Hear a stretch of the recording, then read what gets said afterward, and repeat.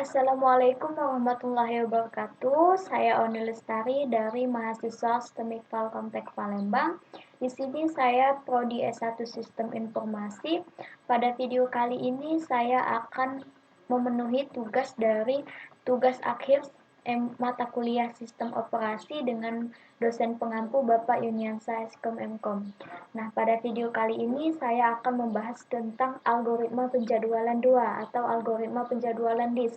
Seperti apa pengenalan dan berbagai macamnya, simak slide selanjutnya ya. Langsung saja di sini ada yang namanya struktur disk, yaitu secara fisik disk cakram atau magnetis terdiri atas cakram yang tersusun secara vertikal. Kedua sisi di atas bawah pada masing-masing cakram dapat ditulis data kecuali pada permukaan cakram paling atas dan paling bawah.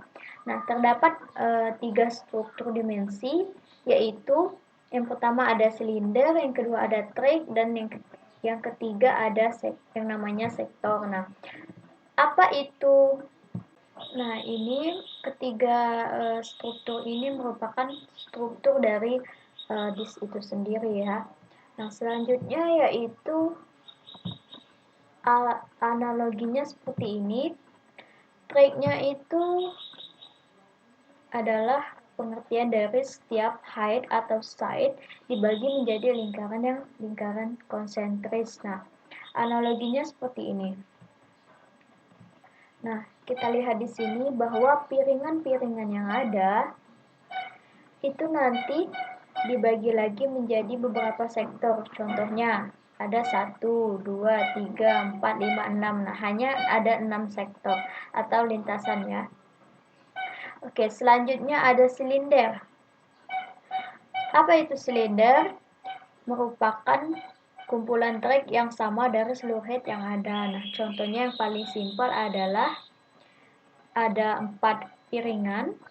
Kalau dilihat masing-masing piringan ini ada yang namanya silinder. Dan ada yang namanya sektor dan track. Nah, dari masing-masing sektor itu ada yang namanya piringan 1, piringan 2, piringan 3, dan piringan 4. Nah, jadi piringan ini kalau dilihat dari silindernya itu sama ya. Selanjutnya sektor. Kumpulan track yang sama dari seluruh head. Suatu track itu dibagi lagi menjadi daerah-daerah yang lebih kecil. Nah, contohnya seperti ini. Ada track yang namanya 1, 2, 3, 4, dan 5, dan 6 ya. Jadi di sini terdapat 6 track. Masing-masing track ini atau masing-masing lintasan ini akan dibagi lagi menjadi beberapa tag. Nah, makanya ada istilah yang namanya base sector ya, yang ada dalam harddisk itu sendiri. Oke, selanjutnya itu adalah ada yang namanya algoritma penjadwalan disk. Nah, jadi seperti apa yang saya bahas, yaitu penjadwalan disk itu pada sistem operasi komputer merupakan salah satu hal yang sangat penting dalam mencapai efisiensi perangkat keras. Nah, efisiensi ini dipengaruhi oleh kecepatan waktu dan besarnya disk bandwidth ya. Nah, jadi waktu akses memiliki dua komponen apa saja, yaitu yang pertama ada waktu pencarian, yaitu adalah waktu yang dibutuhkan disk untuk menggerakkan head ke bagian silinder disk yang mengandung sektor yang diinginkan. Yang kedua ada waktu rotasi disk, adalah waktu tambahan yang dibutuhkan untuk menunggu perputaran disk agar head dapat berada di atas sektor yang diinginkan. Selanjutnya ada yang namanya disk bandwidth ya, yaitu total jumlah byte yang ditransfer dibagi dengan total waktu dari awal permintaan akses dan bandwidth dengan menjadwalkan permintaan dari I/O dalam urutan yang tepat. Nah, disk bandwidth ini termasuk rotasi disk ya, bukan termasuk bagian-bagian lainnya.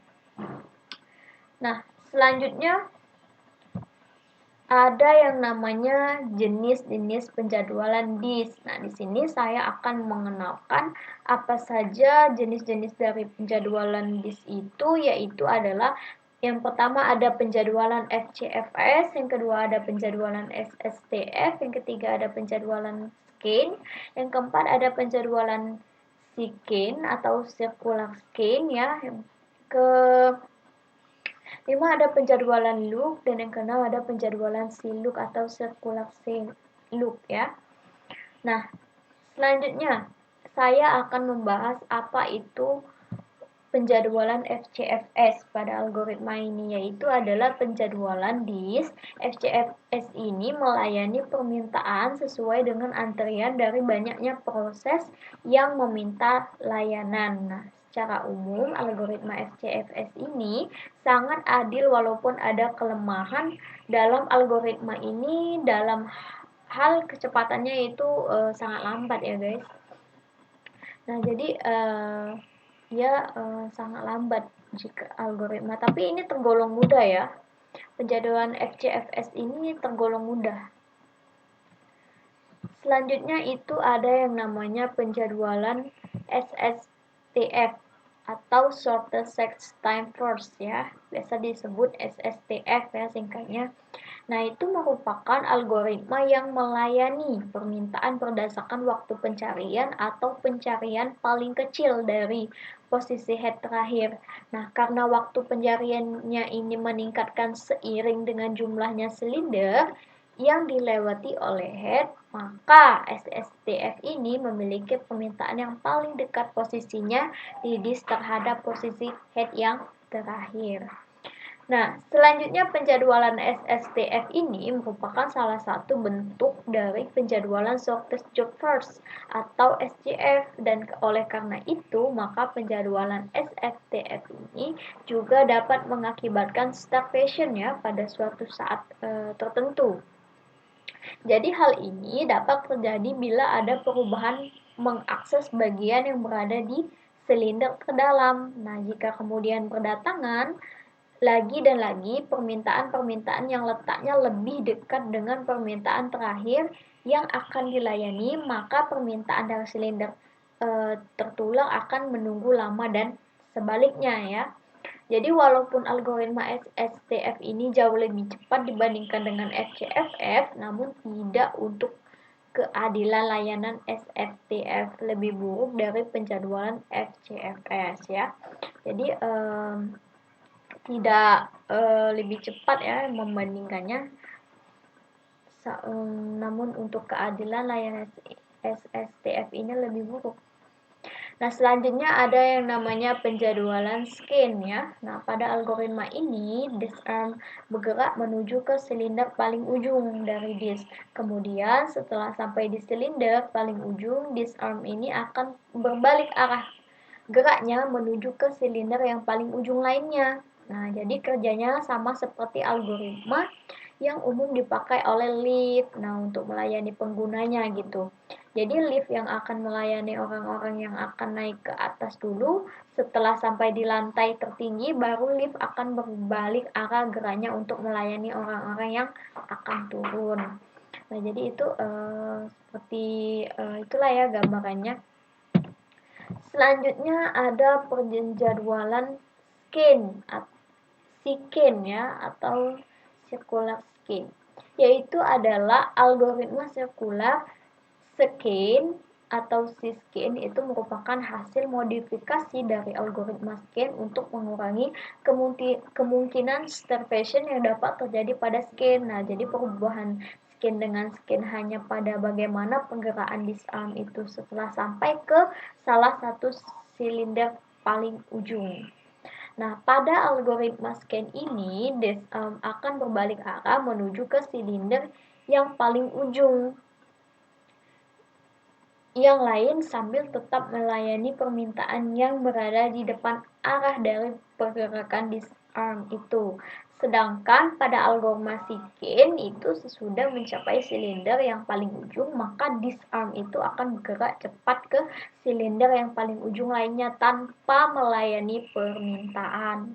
Nah, jadi itulah ya guys penjadwalan dari scan itu. Selanjutnya ada penjadwalan loop. Nah, apa itu penjadwalan loop? Sesuai dengan namanya ya. Jadi algoritma ini seolah-olah seperti dapat melihat. Nah, algoritma ini memperbaiki kelemahan scan dengan cara melihat apakah di depan arah pergerakannya itu masih ada permintaan lagi atau tidak. Bila tidak, Bila tidak ada lagi permintaan di depannya, maka disarm ini dapat langsung berbalik arah geraknya penjadwalan loop seperti scan yang lebih dalam tanda kutip pintar ya guys. Nah, oke, itulah merupakan pengenalan dari penjadwalan loop. Selanjutnya itu ada penjadwalan C-loop ya atau circular loop. Algoritma ini berhasil memperbaiki kelemahan-kelemahan algoritma scan, dan loop. Algoritma si loop ini memperbaiki loop sama seperti algoritma si scan ya.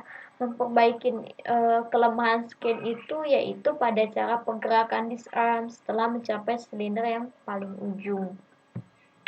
Selanjutnya yaitu ada yang namanya pemilihan algoritma penjadwalan disk. Nah, seperti apa itu? Dari seluruh algoritma yang sudah kita bahas di atas, tidak ada algoritma yang terbaik untuk semua keadaan yang terjadi ya. Jadi SSTF ini lebih umum dan memiliki perilaku yang lazim kita ketemui. Scan dan scan itu memperlihatkan kemampuan yang lebih baik bagi sistem yang menempatkan beban pekerjaan yang berat kepada disk tersebut karena algoritma tersebut memiliki masalah starvation yang paling sedikit. Jadi SSTF ini dan loop sering dipakai sebagai algoritma dasar pada sistem operasi ya. Nah, selanjutnya ada yang namanya pemilihan algoritma penjadwalan disk 2, yaitu dengan algoritma penjadwalan yang manapun ya, kinerja sistem sangat tergantung pada jumlah dan tipe permintaan. Sebagai contoh, misalnya kita hanya memiliki satu permintaan, maka semua algoritma penjadwalan akan dipaksa bertindak sama ya. Jadi itu menuruti penjadwalan permintaan, maka algoritma tersebut akan dipaksa bertindak sama ya, atau biasa disebut adil ya. Namun perlu diingat bahwa algoritma-algoritma di atas hanya mempertimbangkan jarak pencarian, sedangkan untuk disk modern, rotational latency dari disk yang sangat menentukan tetapi sangatlah sulit jika sistem operasi harus memperhitungkan algoritma untuk mengurangi rotational latency ya, karena disk modern itu tidak memperlihatkan lokasi fisik dari blok-blok logikanya. Nah, oleh karena itu, para produsen disk telah mengurangi masalah ini dengan mengimplementasikan algoritma penjadwalan disk di dalam pengendali perangkat keras. Nah, sehingga kalau hanya kinerja M atau dan K yang diperhatikan, maka setiap sistem operasi itu dapat menyerahkan algoritma penjadwalan disk pada perangkat keras itu sendiri ya. Oke, baiklah guys, mungkin itu saja yang dapat saya sampaikan pada penjelasan singkat namun padat pada video kali ini yang saya bahas tentang pengenalan algoritma penjadwalan disk. Saya akhiri dan saya akan melanjutkan seperti apa contohnya dari masing-masing algoritma yang sudah saya jelaskan tadi. Lalu tunggu video selanjutnya, yaitu video yang kedua tentang penjelasan contohnya. Di sini saya akhiri. Wassalamualaikum warahmatullahi wabarakatuh. Semoga bermanfaat.